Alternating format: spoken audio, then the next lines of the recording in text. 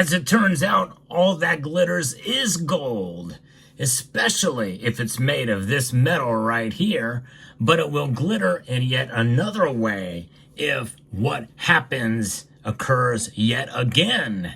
I'll explain what I mean and how gold could reach $3,000 an ounce in this video as we explore.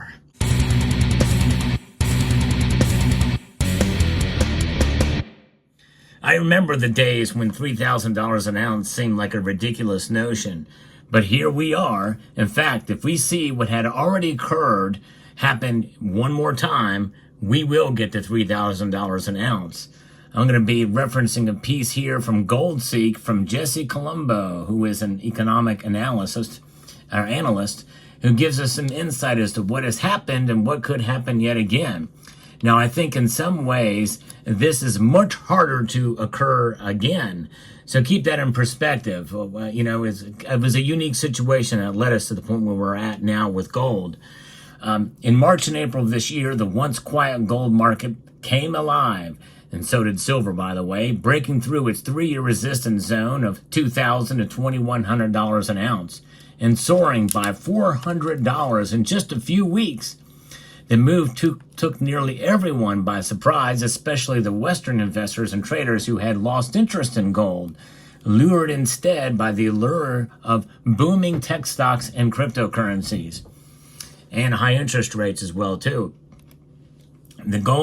As gold suddenly continued rallying, more investors and journalists began to question who or what was truly behind the surge. After some investigation was revealed that the gold frenzy was primarily fueled by futures traders on the Shanghai Futures Exchange in China and the Shanghai Gold Exchange. A Financial Times article titled "Chinese Speculators Supercharged Gold Rally" highlighted how trading volume in the Shanghai's Futures Exchange, gold futures had surged by 400%, propelling gold's prices to record highs. Now, they don't mention the fact that central banks have been buying gold at record pace since 2022, but we're talking about its move just this year, $400 just in a couple of weeks. So set aside central banks buying gold. In fact, imagine if they hadn't, and we were sitting at $1,700, $1,800 an ounce. We would be well above $2,000 still. Further evidence of the Chinese gold trading frenzy is seen by what's going on in some of the futures contracts that we've been seeing really since 2023 to the end of that year and moving up dramatically, especially in the first couple of months of this year. And so it's clear that the East was asserting greater influence on the gold market. Indeed, they have, while the West was increasingly taking a back seat. As the World Gold Council's chief of market strategist John Reed remarked in the Financial Times, Chinese speculators have really grabbed gold by the throat. Emerging markets have been the biggest end consumers for decades, but they haven't been able to exert pricing power because of fast money in the West. Now we are getting to the stage where speculative money as emerging markets can exert pricing power. While Chinese traders and investors were actively driving up the gold market, Americans have been in the midst of a selling spree for over 3 years, and we've seen that borne out to be the case in the bullion market too. Actual physical gold bullion has not been selling as much. One of the reasons why premiums have been dropping. And it's not just in the bullion market, other gold-related assets as well. Now, there are two main reasons why Americans have sold gold-related assets over the past several years. Number one is high real interest rates. Number two is low levels of financial fear, high levels of financial complacency. Isn't that exactly what we see here in the West? And everything is fine until it isn't. And then people panic. And what do they panic to? The thing that is also not fine, to the dollar. Go figure. While the Chinese are smartly buying gold. So the real 10-year and real interest rate has been hovering near a 2-decade high. Unlike stocks, bonds, or real estate, gold and silver don't generate any yield. When inflation-adjusted interest rates are elevated, investors typically prefer higher-yielding assets like savings accounts, money market funds, of which I have a little bit of money there, certificates of deposits, bonds, and dividend-paying stocks. In fact, I'm an example of one who's not buying as much gold this year, but I already kind of have a foundation here, but I'm saving up for something else. When inflation-adjusted interest rates are high, the opportunity cost of holding non-yielding assets like precious metals increases, prompting investors to hold off on purchases or even sell. Conversely, when real interest rates are low or negative, as they were in the early 2010s and then in 2020 through 2021, the opportunity cost disappears, driving investors to flock to gold and silver. Now, I think that once rates start lowering over the next couple of years, I still don't think many people are going to flock to gold and silver in the West. Why? Because of inflation. I don't think there's going to be as much buying. In fact, I'm kind of surprised that the Chinese were able to do so much. But in the United States, gold is often viewed as a fear asset. It's a little different way than it's viewed in the East. People buy out of fear. FOMO is a real thing for sure. That is what's driving some of the the buying in the West. It's frequently linked with survivalists stockpiling guns, ammo, and canned goods and bunkers. As a result, demand for gold tends to surge during recessions, financial crises, inflation scares, while it wanes during periods of low financial stress and a booming stock market. If we look at the S&P 500 volatility index, a widening watched gauge of financial fear, U.S. stock market investors displayed minimal fear throughout 2023 and 2024, which helps explain their lack of interest in safe haven assets like gold. U.S. investors simply ignored gold during the past asset bubbles, such as in the late 90s dot-com bubble, the mid-2000s housing bubble, and the late 2010s everything bubble, all of which turned out to be prime opportunities to buy gold at low prices before significant rallies. And we did see rallies after all of those. While the U.S. economy and stock market were buoyed by trillions of dollars in COVID stimulus, some of that money still has not been spent, by the way.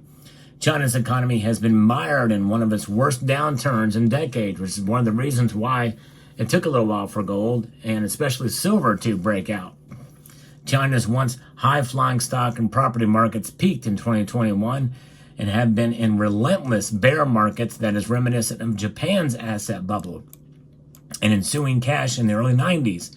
China's property market crash has been so violent that the country's real estate tycoons have already lost $100 billion in just a few short years. Sadly, China's economic crisis shows practically no signs of letting up. Of course, there's mixed reports on that as well, too. And that is part of the reason why this thing could happen again. We could see gold move up dramatically.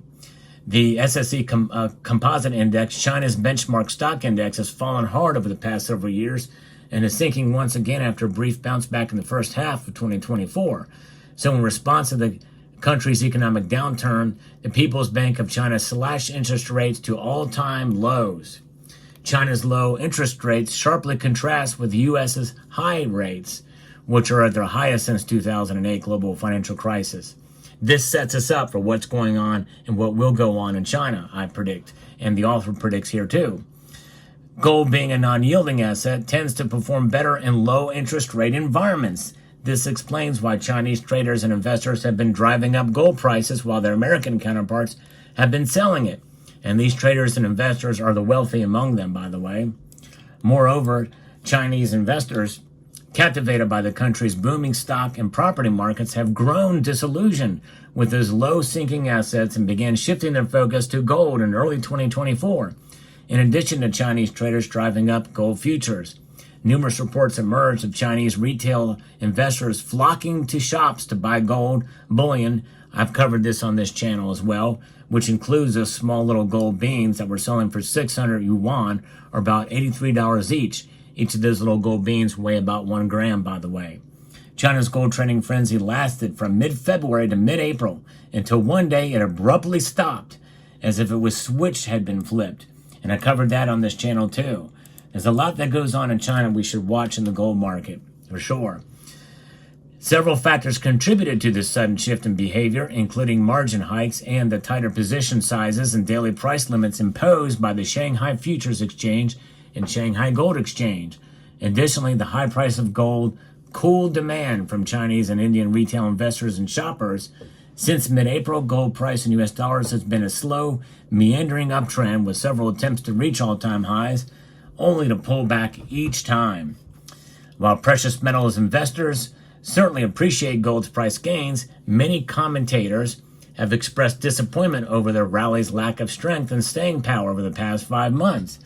Others claim, well, this might be, the peak for gold. And I've been one of those that felt that way until this came along here. Key but little known factor behind gold's tepid summer uptrend is that it has been driven almost entirely by weakness in the U.S. dollar rather than by gold's own strength. This is the key. It's the dollar. The dollar is the key. As the dominant currency around the world, de-dollarization includes accumulating gold. And even the investors understand that in the East more so than the West. Gold and the U.S. dollar typically move inversely, meaning dollar strength weakens gold and vice versa. Of course, the dollar is losing purchasing power as a function of time. So since late April, the U.S. dollar index has been in a significant downtrend. Despite gold's recent gains in U.S. dollar terms, its price has remained virtually stagnant over the past 5 months, as measured in the Chinese yuan and other major currencies. That's the reason why gold's summer rally has lacked vigor. It hasn't been firing on all cylinders. Keep in mind that the next time you feel tempted to grumble about gold's performance, it is still trading near all-time highs. We got to give it that. And so when we think about how this thing could work, lower interest rates means that gold is more appealing and more attractive, especially with de-dollarization going on there. So according to the author's theory here, if the Shanghai Futures Exchange gold futures can break above what's known as this 585 resistance, as opposed to the 540 support level, then that with substantial volume, it's likely that the Chinese gold futures traders will come out of hibernation, driving gold significantly higher in the move reminiscent of the surge that was seen in March and April. That's where it broke above that 540 support. So the 585 resistance is the next level here. We're very close to it now, or fairly close to it. We're capping out on about the fourth time that we'll hit that. Once the futures exchange gold futures surpass that number, trend following buy programs will kick in. Human traders will get FOMO, fear of missing out, and the rest of the world will pile on as well. In addition, China's ongoing economic malaise and soon the United States should support robust demand for physical gold in the years to come. But physical gold buyers in China and India have slowed their purchases due to high prices. They will eventually have to accept that gold prices aren't likely to drop anytime soon. This realization will trigger a rush to buy gold before prices climb even higher. That's FOMO. Now, I'm not saying we should engage in FOMO, but that's the psychology of the markets. Every time, it seems. So if gold breaks out of its trading range with gusto, it's likely to follow what technical analysis called a measured move, which is when a rally after a consolidation pattern is projected to rise the same number of points as the rally that preceded the consolidation pattern. In other words, history being a guide, pattern analysis, and FOMO, it all lines up to where gold could reach approximately $3,000 in just a couple of months after breaking out. If that sounds preposterous, that is only a 20% move from where we're at right now. That's not out of the question, because that's where we're at right now compared to where we were at the beginning of the year. Does that make sense? But that thesis needs to be confirmed by high volume breakout. Without that, all bets are off. And there are a number of things that could lead to that high volume breakout. So Chinese gold futures were the driving force behind this remarkable 400 rally that we've seen just this past spring, and it could happen again. This is a very well done piece, and I agree with it wholeheartedly. But of course, and again, that it needs that high volume breakout and solidification for what's known as that measured move. Let me know what your thoughts are down in the comment section below. This is one of those big ifs type scenario, but it is possible, and very is possible considering what we've had, not just in foregone history, but we're talking recent history here. So there's some legitimacy to this. Let me know what your thoughts are in the comment section down below. I hope you found this video informative, insightful, and educational. I'd like to extend a multitude of gratitude to each and every one of you for taking the time to watch, and to encourage you to please rate, share, comment, and subscribe.